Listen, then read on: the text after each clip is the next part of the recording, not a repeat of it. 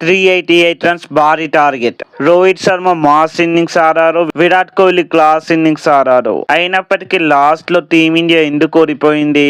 Last లో fans కి complete entertainment దొరికింది. కంప్లీట్ మ్యాచ్ లో 747 రన్స్ రికార్డ్స్ బద్దలైపోయాయి. బట్ లాస్ట్ లో ఇంగ్లాండ్ 27 రన్స్ తేడాతో భారత్ ని ఓడించి సిరీస్ ని కైవసం చేసుకుంది. అసలు భారత్ చేతిలో ఉన్న మ్యాచ్ ఎలా జారిపోయింది? రోహిత్ అవుట్ అయిన తర్వాత ఏం జరిగింది? ఈ వీడియోలో కంప్లీట్ గా మాట్లాడుకుందాం పరండి. Hello everyone, welcome back to our channel. ముందుగా టాస్ గెలిచిన ఇంగ్లాండ్ బ్యాటింగ్ ఎంచుకుంది.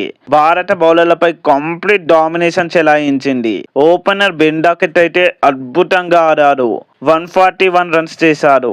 మరోవైపు యంగ్ ప్లేయర్ జేకబ్ బేటల్ కూడా 91 రన్స్ చేసి 192 రన్స్ భారీ ఓపెనింగ్ పార్ట్నర్షిప్ ని బిల్డ్ చేశారు. ఆ తర్వాత జో రూట్ తన ఎక్స్పీరియన్స్ మరోసారి చూపిస్తూ 74 నాట్అవుట్ చేశాడు. చివర్లో జాస్ బట్లర్ జస్ట్ 13 బాల్స్ లోనే 41 నాట్అవుట్ చేసి భారత బౌలర్లను చిత్తు చేశాడు. ముఖ్యంగా లాస్ట్ 5 ఓవర్స్ లో ఇంగ్లాండ్ 82 రన్స్ చేసింది. ఈ మ్యాచ్ కి అసలు టర్నింగ్ పాయింట్ కూడా ఇదే. దీంతో ఇంగ్లాండ్ 50 ఓవర్స్ కంప్లీట్ అయ్యేసరికి 387/3 అనే భారీ స్కోర్ నమోదు చేసింది. 388 రన్స్ భారీ లక్ష్యంతో చేస్ లోకి దిగిన భారత్ కి రోహిత్ శర్మ, శుభ్మన్ గిల్ మంచి ఆరంభం అందించారు. ఇద్దరు కలిసి 147 రన్స్ ఓపెనింగ్ పార్ట్నర్షిప్ బిల్డ్ చేశారు. గిల్ 77 రన్స్ చేసి అవుట్ అయిన తర్వాత విరాట్ కోహ్లీ క్రీజ్ లోకి వచ్చాడు. రోహిత్ శర్మ మాత్రం తనపై వచ్చిన విమర్శలకు బ్యాట్ తో ఆన్సర్ ఇచ్చాడు. అద్భుతమైన 138 రన్స్ చేశాడు. ఆ తర్వాత కోహ్లీతో కలిసి మరో 100 కి పైగా పార్ట్నర్షిప్ నెలకొల్పడంతో భారత్ మ్యాచ్ పై కంప్లీట్ గా పట్టు సాధించినట్టుగా అనిపించింది. విరాట్ కోహ్లీ కూడా 74 రన్స్ చేసి భారత ఆశలను నిలబెట్టాడు. ఇక 45 ఓవర్స్ వరకు దాదాపు మ్యాచ్ మనదే అనుకున్నాం. అయితే మ్యాచ్ ని ఒక్క వికెట్ కంప్లీట్ గా మార్చేసింది. జేకబ్ బేటల్ రోహిత్ శర్మను అవుట్ చేయడంతో భారత్ ప్రెజర్ లోకి పడింది. రోహిత్ అవుట్ అయిన తర్వాత వెంటనే ఇషాన్ కిషన్, శ్రేయస్ అయ్యర్, కేఎల్ రాహుల్, అక్షర్ పటేల్ వరుసగా అవుట్ అయిపోయారు. మరోవైపు శామ్ కరణ్ తన తెలివైన బౌలింగ్ తో వేగాన్ని తగ్గించాడు.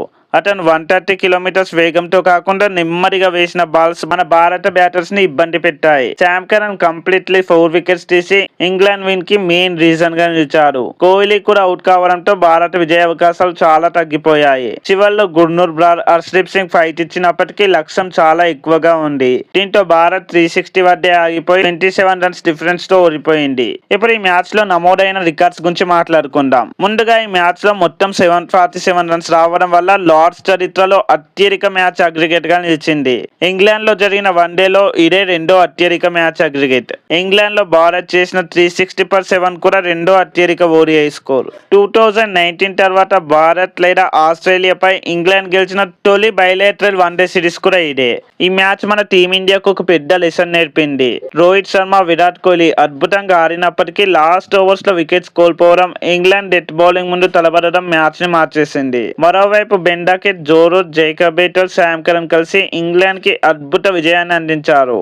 మరి మీ ఒపీనియన్ ఏంటి? రోహిత్ శర్మ అవుట్ అవ్వడమే మ్యాచ్ టర్నింగ్ పాయింట్ అనుకుంటున్నారా, లేక లాస్ట్ 5 ఓవర్స్ లో ఇంగ్లాండ్ చేసిన 82 రన్స్ అసలు కారణమా? మీ ఆన్సర్ ని కామెంట్లు చెప్పండి. ఈ వీడియో నచ్చితే లైక్, షేర్ అండ్ సబ్స్క్రైబ్ చేయండి. మరో వీడియోతో మళ్ళీ కలుద్దాం. Thanks for watching.